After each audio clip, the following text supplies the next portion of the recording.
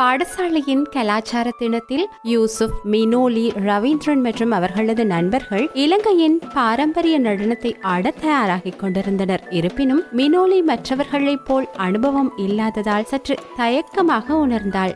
நான் வெளியே உட்காரலாமான்னு நினைக்கிறேன். ஏன்னா நான் என் நடன அசைவுகளை தவற விடுறேன். போன வருஷம் ஞாபகம் இருக்கா? ட்ரம் சீக்வென்ஸை நான் குழப்பி விட்டுட்டேன். ஆனால் பயிற்சி செய்து நன்றாக செய்தேன். நாங்கள் உன்னுடன் இருக்கிறோம் மினோலி. நிச்சயமாக எல்லோருக்கும் முதல் முறைதான். நீ அங்கே வரணும். அவர்கள் பேசிக் கொண்டிருக்க மினோலியின் தாயார் திருமதி பெர்னாண்டோ அருகில் வந்தார். அனைவருக்கும் காலை வணக்கம். மினோலி, உன்னிடம் என்னால் கேட்காம இருக்க முடியவில்லை. தன்னம்பிக்கை, எல்லைகள் மற்றும் மரியாதை பற்றி உன்னிடம் விவாதிக்க இதுதான் சரியான நேரம் என்று நினைக்கிறேன். அது முக்கியம் ஆண்டி. தன்னம்பிக்கை என்பது வேலைகள் எவ்வளவு கடினமாக இருந்தாலும் தன்னை நம்புவது தான் மினோலி. ஒவ்வொரு திறமையான நடன கலைஞரும் முதல் முறை நிச்சயமற்ற எண்ணத்துடன் தான் ஆரம்பிக்கிறார்கள். ஆனா மத்தவங்க பார்த்து சிரிக்கிறாங்களே.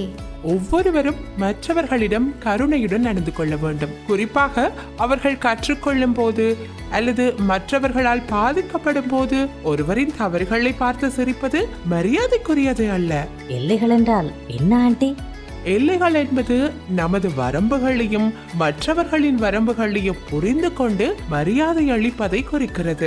யாராவது உங்களுக்கு அசௌகரியத்தை ஏற்படுத்தினால் அவர்களிடம் கூறுவது அல்லது மற்றவர்களின் உதவியை நாடுவது நல்லது. உடல் ரீதியாகவும் உணர்ச்சி ரீதியாகவும் தனிப்பட்ட நபர்களை புரிந்து கொள்வதும் மதிப்பதுமே இதுவாகும்.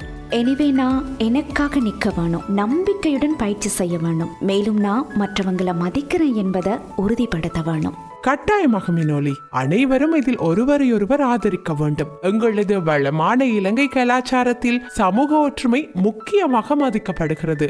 அதை அனைவருக்கும் உணர்த்துவோம். இதை சரியாக செய்வோம். நாங்கள் உன்னுடன் இருக்கிறோம் மினோலி. கலாச்சார நாளானது சிறப்பான நிகழ்ச்சிகளால் மட்டுமன்றி மாணவர்கள் நிலைநாட்டிய விழுமியங்கள் மற்றும் அவர்கள் கற்றுக்கொண்ட பாடங்களின் காரணமாக ஒரு பெரிய வெற்றியாக மாறியது.